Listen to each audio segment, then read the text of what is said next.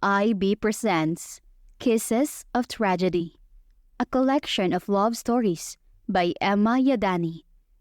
Copyright year 2021. Published by Life is Beautiful Printing Corporation. He's my pilot, and I'm his flight attendant. Narrated by certified voice artist Lenny Ilaw. So, why do you want to become a pilot? I asked, starting a topic as I pushed a spoonful of rice inside my mouth.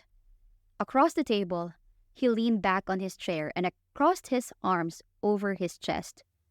Well, aside from the fact that I want to help my family, it has also been one of my greatest dreams to maneuver a plane and touch the sky. Though not literally, okay?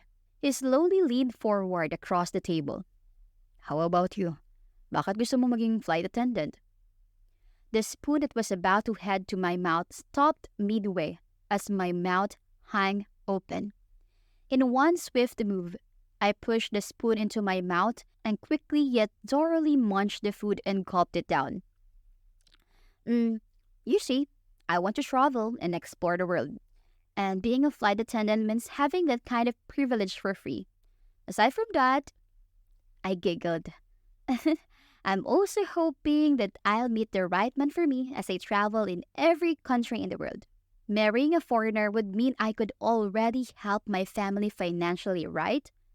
And as a bonus, my future kids would be as handsome as my future husband will be. How amazing was that? A win-win situation. A soft yet offending chuckle coming from him halted me from imagining things, which caused me to look at him. Puzzled and eyebrows furrowed. He breathed out. Wow! He shook his head in amusement.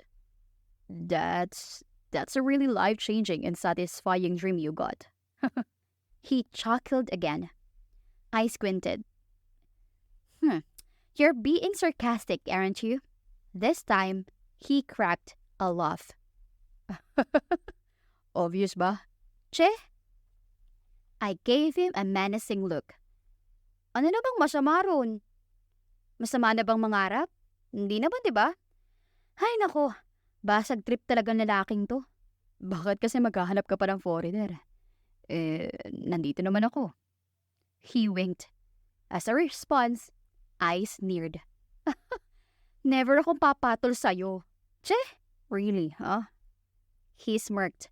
I couldn't help but smile at that piece of memory, which happened years ago when we were still in our first year of college.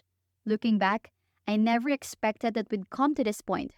He working as a pilot, I working as a flight attendant, and we, as the airplane suddenly moved dangerously. I tightened my grip on the pushcart for support. Within seconds, the loud cry of a kid howled within the corners of the plane. My eyes wandered of the passengers.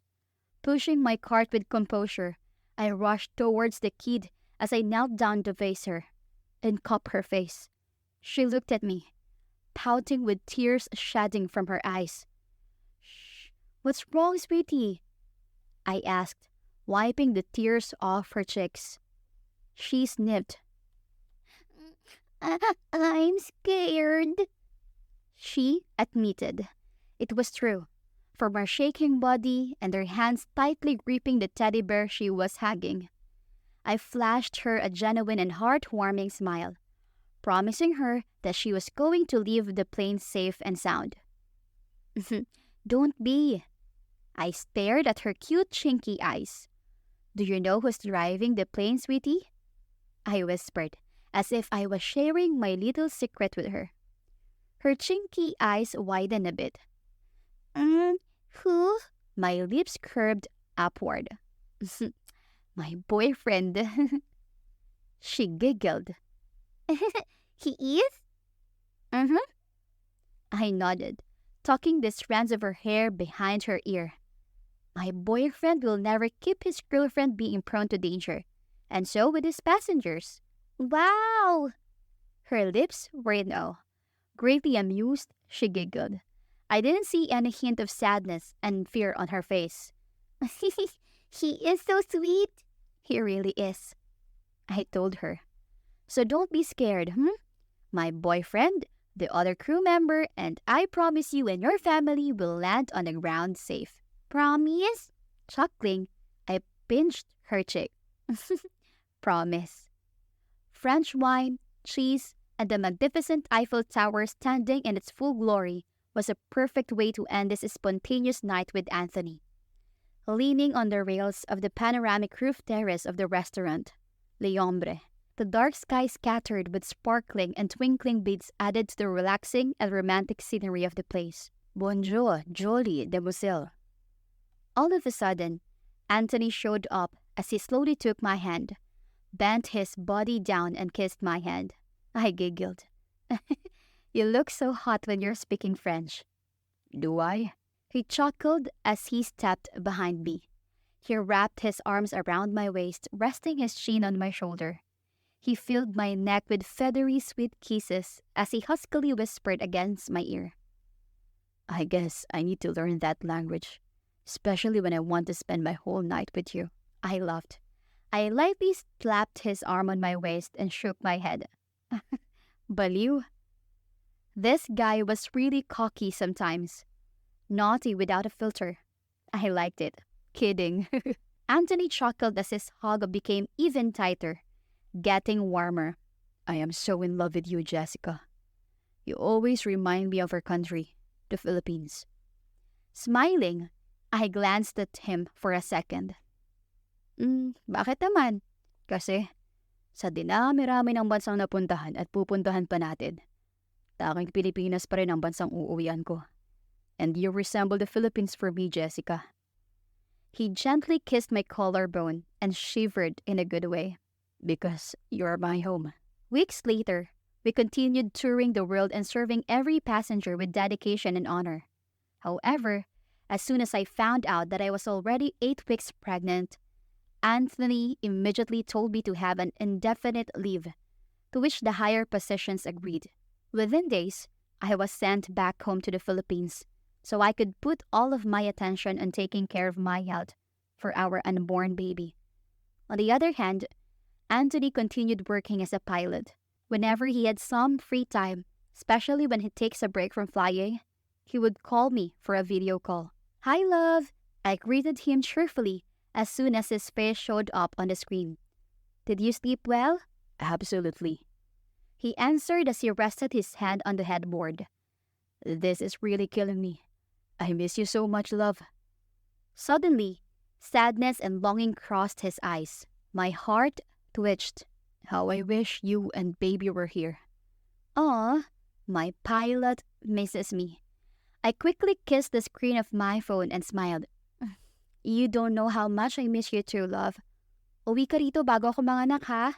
I was already 7 months pregnant and was looking forward to him coming home in 1 or 2 months.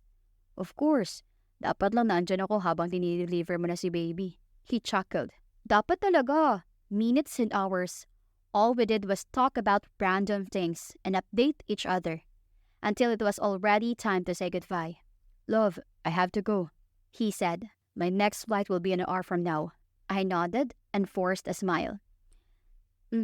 Okay, goodbye, Anthony. I love you. I love you and our baby, Jessica. Talk to you soon.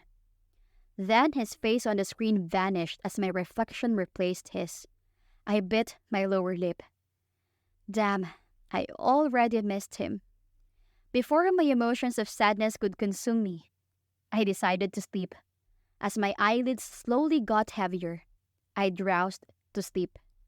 My phone's ringtone awakened me from sleep. Feeling drowsy, with my eyes still half closed, I reached for the phone from the side table. I swiped the screen and answered the call. Hello? Who's this? Love. My eyes widened.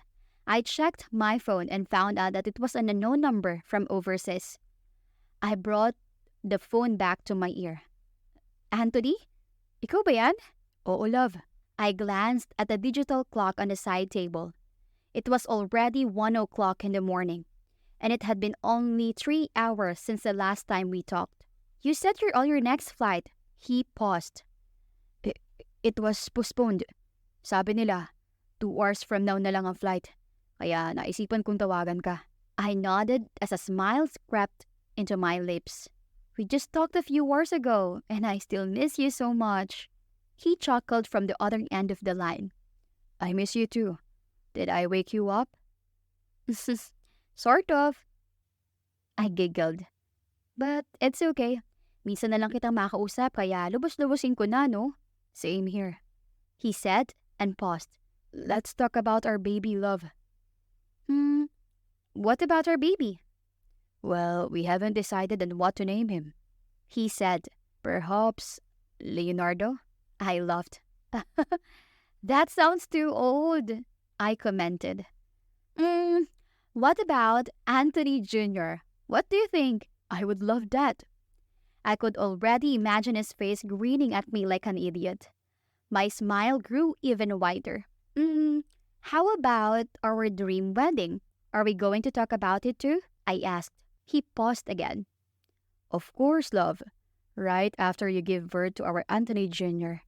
and have had enough rest, we will immediately focus on our wedding. In church, right?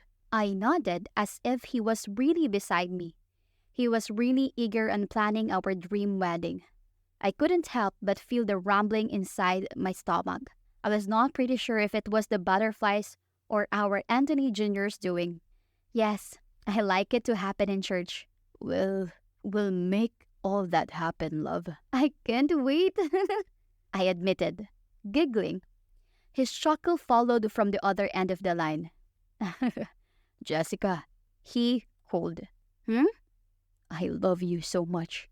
My heart flattered. I love you too. I better get going, love. My co-pilot is already calling me. Sure, go ahead, I told him. Goodbye, love. Talk to you soon. Goodbye, Jessica, he softly uttered. Then he caught the line. I stared at the screen, particularly on the digits showing the number of minutes and seconds. 45 minutes and 19 seconds. I realized that we had been talking for almost an hour. The next day, rather a few more hours before the sun rose, from the east loud knocks on the door awakened me from sleep. Pasok! I shouted. Within seconds, the door opened and it showed Stella, my sister, with worry plastered on her face. Ate!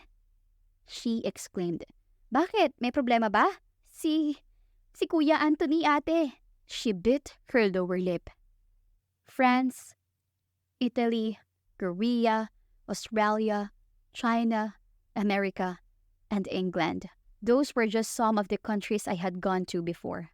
I toured and explored almost every corner of the world with, of course, my beloved Anthony.